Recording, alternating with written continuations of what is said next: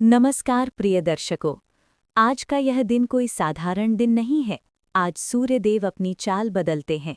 उत्तरायण की पावन यात्रा शुरू होती है और इसी के साथ शुरू होता है मनुष्य के भाग्य का नया अध्याय। शास्त्रों में लिखा है कि मकर संक्रांति के दिन जो व्यक्ति सच्चे मन से ये कथा सुनता है, उसके जीवन की जमी हुई गरीबी ठीक वैसे ही पिघलने लगती है जैसे सूर्य की पहली किरण से पाला पिघल जाता है।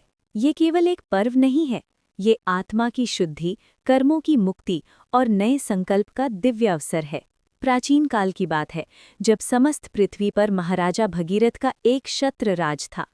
भगीरथ वही परम प्रतापी राजा थे जिन्होंने अपने 60,000 पूर्वजों की मुक्ति के लिए हजारों वर्षों तक एक पैर पर खड़े होकर घोर तपस्या की और साक्षात गंगा मैया को स्वर्ग से धरती पर लेकर आए। उनके शासन में प्रजा इतनी सुखी थी कि दुख शब्द का अर्थ कोई नहीं जानता था। लेकिन राजा भगीरथ के मन में एक कांटा सदैव चुभता रहता था, और वो कांटा थे उनके अपने 3 पुत्र, राजकुमार अभिमन्यु, राजकुमार आदित्य और राजकुमार वर्धन।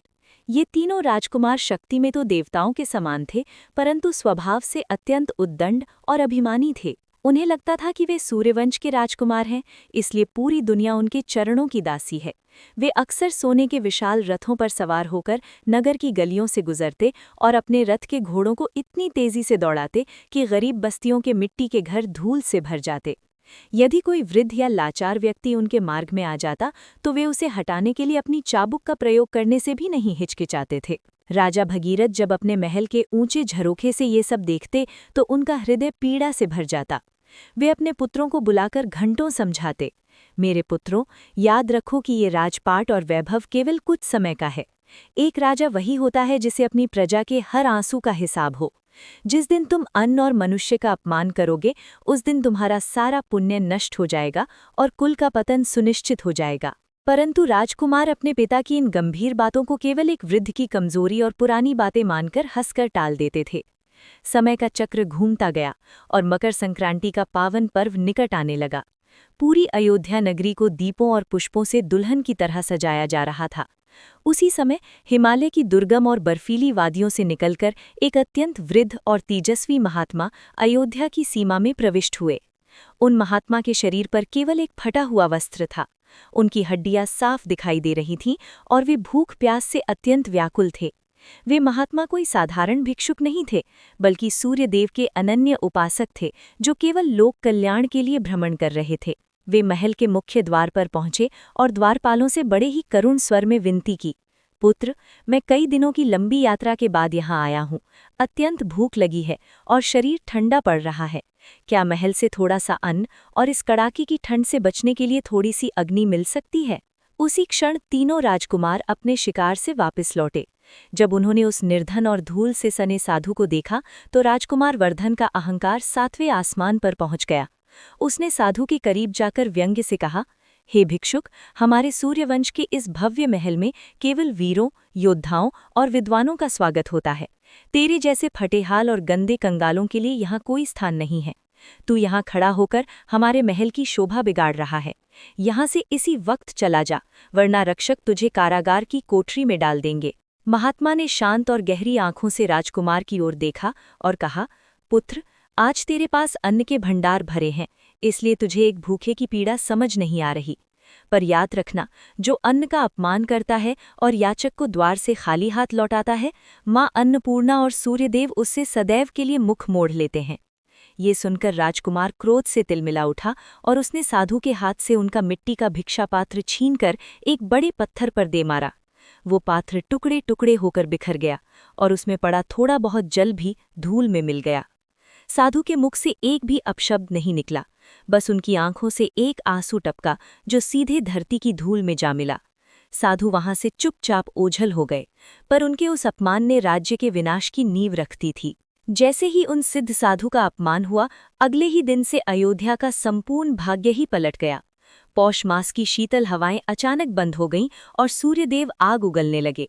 जहां कड़ाके की ठंड होनी चाहिए थी, वहां ऐसी भीषण गर्मी पड़ने लगी कि नदियां और तालाब भाप बनकर उड़ने लगे। सरयू नदी का जल स्तर इतना गिर गया कि घाटों पर सन्नाटा छा गया और मछलियां किनारे पर तड़पने लगीं। देखते ही देखते राज्य के लहलहाते हरे भरे खेत जलकर पूरी तरह काले पड़ गए।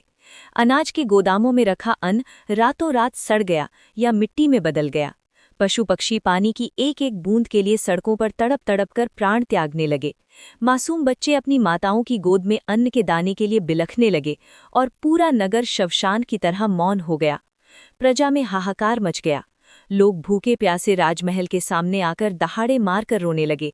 हे महाराज भगीरथ, हमें बचाइए, हमारे बच्चे भूख से मर रहे हैं, राज्य में काल का वास हो गया है।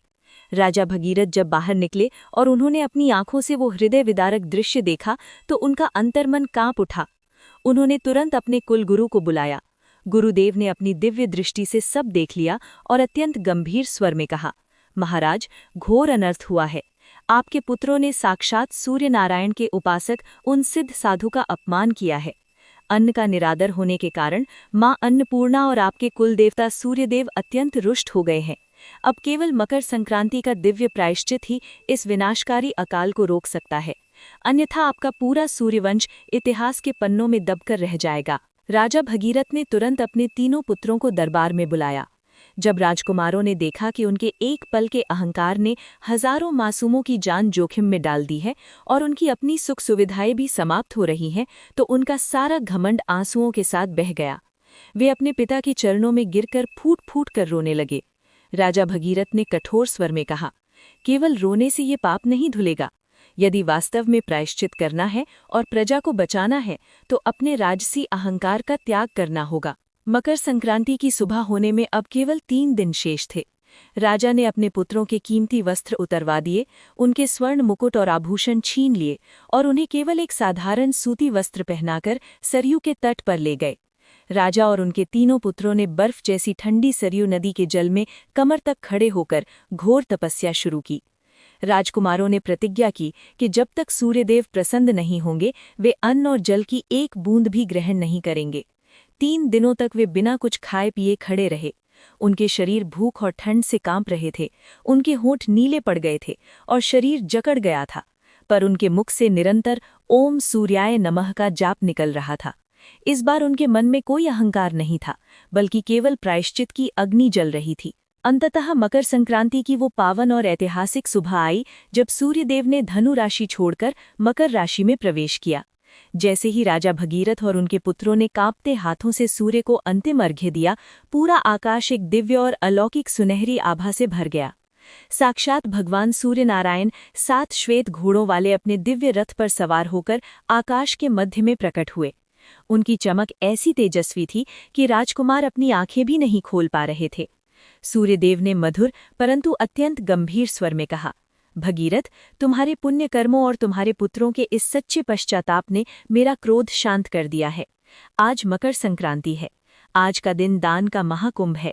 जाओ पुत्रों, स्वयं अपने हाथों से भोजन तैयार करो और उन सभी लोगों के पैर धोकर उन्हें भरपेट भोजन कराओ जिन्हें तुमने कभी तुच्छ समझकर दुत्कारा था। आज का दान ही तुम्हारे राज्य की रक्षा करेगा। राजकुमारों ने उसी क्षण नदी से निकलकर लकड़ियां एकत्रित की, मिट्टी के विशाल पात्रों में तिल, गुड़, चावल और दाल की शुद्ध खिचड़ी तैयार की। उन्होंने स्वयं नगर के एक एक गरीब, अनाथ और वृद्ध के पास जाकर उनसे हाथ जोड़कर क्षमा मांगी और उन्हें बड़े प्रेम से भोजन कराया। जैसे ही पहले भूखे व्यक्ति ने भोजन का पहला निवाला लिया, आकाश में शीतल बादल छा गए और अमृतमयी वर्षा होने लगी। सूखे खेत फिर से लहलहा उठे और नदियों का जल फिर से निर्मल होकर बहने लगा।